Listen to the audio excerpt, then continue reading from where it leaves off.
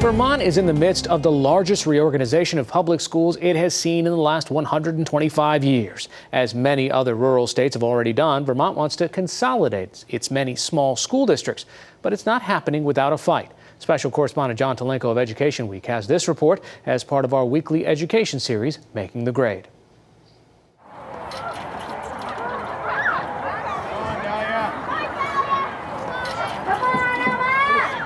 Vermont is a collection of small towns,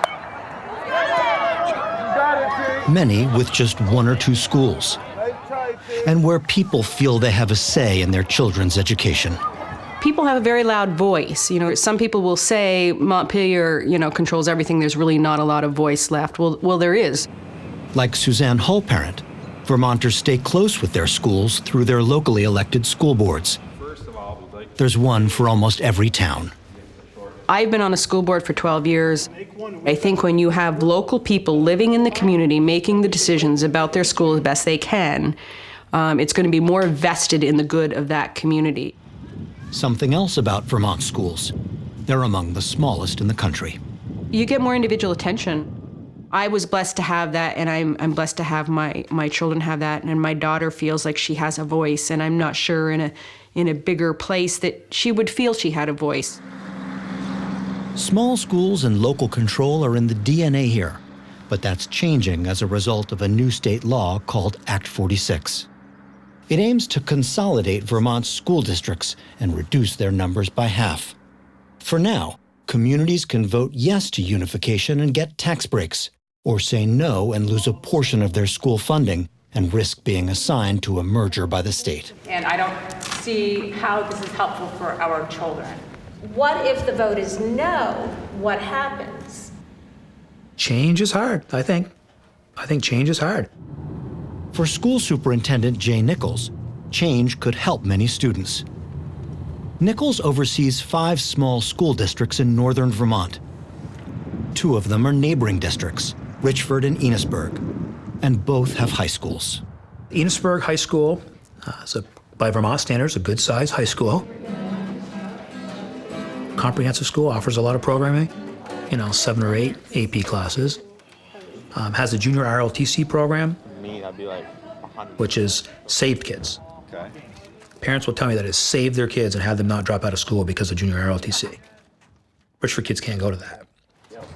Richford High School in the town next door offers only 2 AP classes, not to mention no ROTC. The reason for this is size. This is a smaller school, and it's all about economies of scale. They offer as much as they can for the size that they are. Richford has about 150 students. Enosburg has roughly double. If we become one district, a kid could take some classes in Enosburg, some classes in Richford. Next one, entendre. If we share the staff and share all the kids, we can offer more, that's all.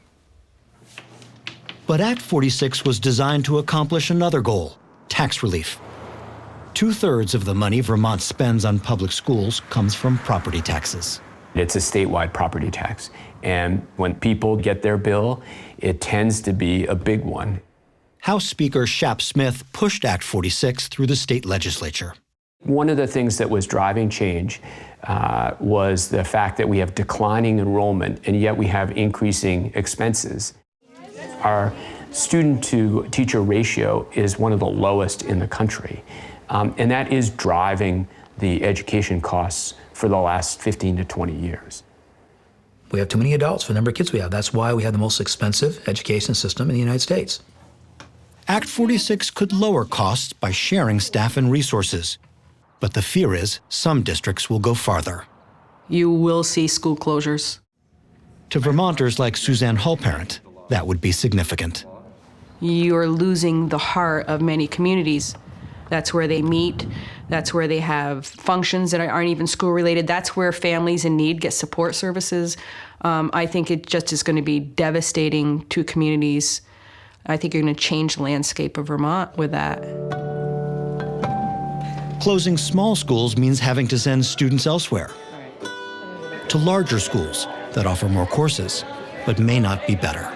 Like people who go to small schools, when they graduate, they leave with something unique and special that other people don't have. I came from a huge school with a lot of resources, And I came in knowing that there wasn't as many advanced programs, but connection is really important. You know, there's a lot of support here. How do you know it's yours? There's like 30 pennies. Act 46 does prohibit school closings for at least 4 years. But there are other things Vermonters would have to give up right away. School choice in Vermont. If you live in a town that is a tuition town, you can go to school any place you want, paid for by the taxpayers. Tuition towns are those without schools, often middle schools and high schools. Merging could cost them school choice. We today have the ability to send our kids to the best fit for them, and we're going to give that up. We're going to say Many of these parents in Montgomery, Vermont, send their children to public and private high schools, including this private school in Canada, using school choice vouchers worth some $14,000 each. In all, it's about $1 million that's projected to leave the district.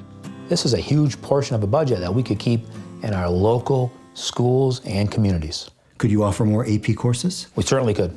You don't think there's a chance that $1 million Just going to infuse in and get, no, I don't think that's what's going to happen. No.